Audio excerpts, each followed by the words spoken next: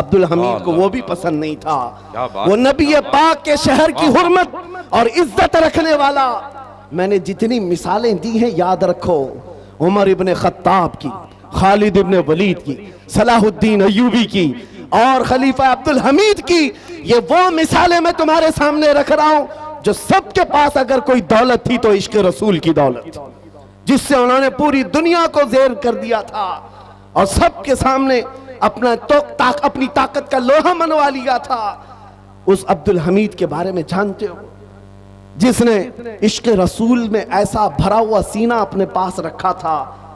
اس کے زمانے کا ایک غریب آدمی تاریخ میں بتایا گیا ہے، مفلس تھا. قاضی نے اس کو جیل سنا دیا تھا اس لیے کہ کئی لوگوں سے وہ قرضہ لیا تھا اور قرضہ نہیں دے پاتا تھا. قرض خواہوں نے قاضی کے پاس مقدمہ کیا، یہ غریب آدمی ہم سب سے قرضہ لیتا ہے واپس نہیں کرتا ہے. قاضی نے 3 دن کا ٹائم دیا، قرضے واپس کر دے نہیں تو جیل میں ڈال دوں گا.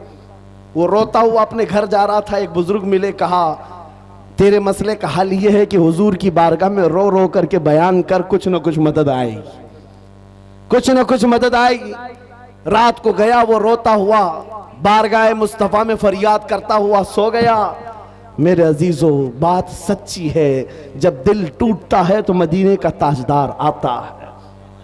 خواب میں میرے آقا تشریف لائے، پوچھا کیا مسئلہ ہے؟ اس غریب نے کہا آقا آپ کو حال معلوم ہے، میں غریب ہوں، میرے بچے ہیں، میری بیوی ہے، ٹوٹ گیا ہوں، قرضہ لے لے کر کے گھر چلا رہا تھا، اب تو مجھے قاضی کی دھمکی آ گئی، 3 دن کے اندر ادا نہیں کیا تو جیل چلا جاؤں گا.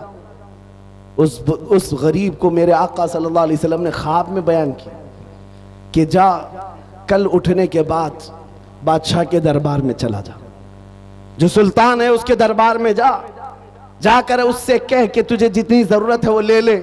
اس غریب نے کہا سلطان تک ہماری پہنچ کہاں ہے، کیسے جاؤں گا، اور اگر جا کر کہہ بھی دوں کہ آپ نے بھیجا ہے وہ کیسے یقین کرے گا.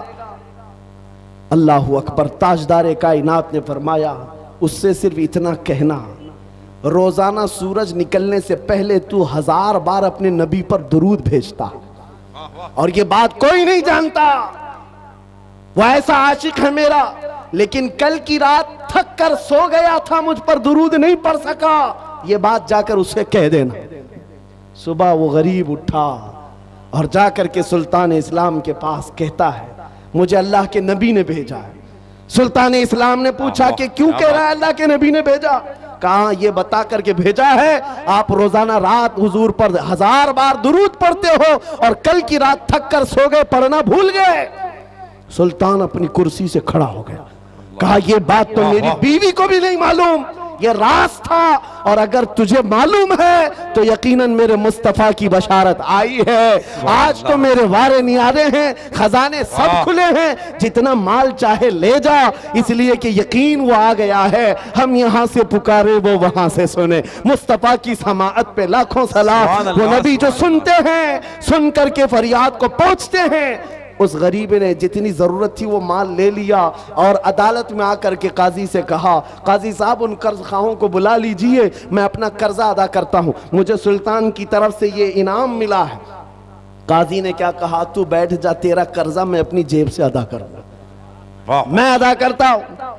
اس غریب نے کہا کل تو آپ دھمکی دے رہے تھے اور آج اپنی جیب سے ادا کرنے کی بات کر رہے ہیں. قاضی نے کہا کل میں تجھے نہیں پہچانتا تھا، فیصلہ سنا کر گھر گیا تو خواب میں رسول اللہ کو دیکھا، میرے آقا نے تیری طرف دکھا کر کے مجھے کہا اے قاضی دنیا تیرے پاس بہت ہے، اس غریب کی مدد کر، کل قیامت کے دن اللہ جنت میں تجھے محل عطا کرے گا، لہذا تو اپنی جیب سے نہیں میں اپنی جیب سے ادا کروں گا.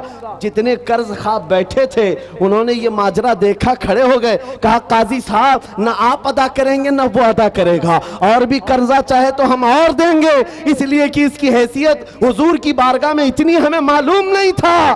وہ قرض دار جو تھا اس دربار سے اٹھتا ہے، نہ اسے 1 روپیہ دینا پڑا، نہ کسی کو منانا پڑا، بلکہ پلس اس کو سلطان کی